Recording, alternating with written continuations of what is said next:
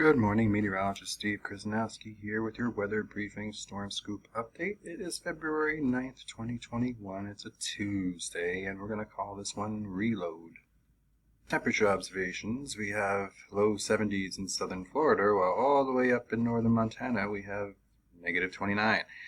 That's a temperature difference of about 100 degrees over 2,000 miles. That's pretty crazy.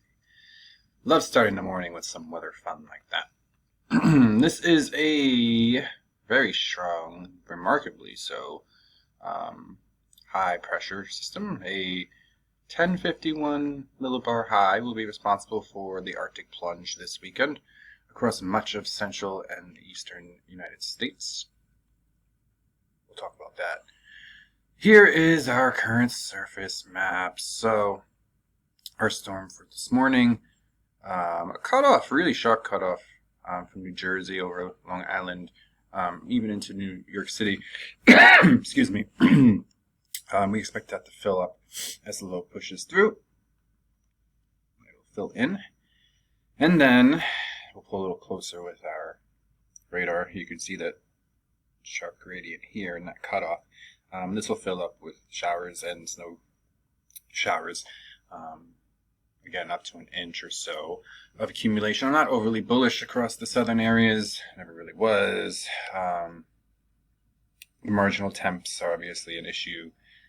I think it stays snow along the Connecticut, Rhode Island corridor and inland. In some higher elevations. I think some areas into Mass and New Hampshire have a good shot here. You can see that frontogenesis, that lift.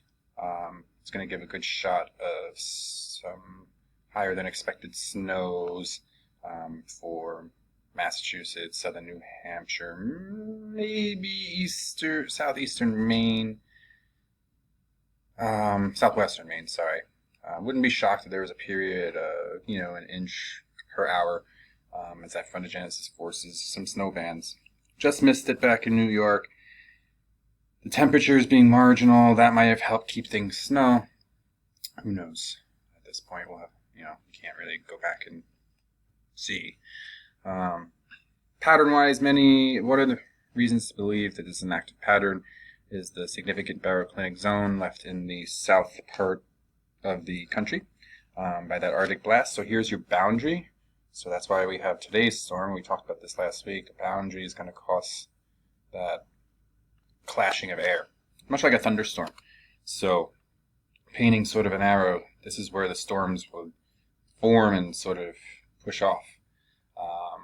It's actually, as crude as this picture is, it provides an excellent foundation for storms and shows that boundary pretty well. So, Thursday and Friday's storm, I think, is going to just stay south. I don't think it's going to come back. I think it's doomed. Here is a better interpretation. This high pressure is pretty strong. Usually it's a 1013. This is a 1036. It's going to keep the precip to the south.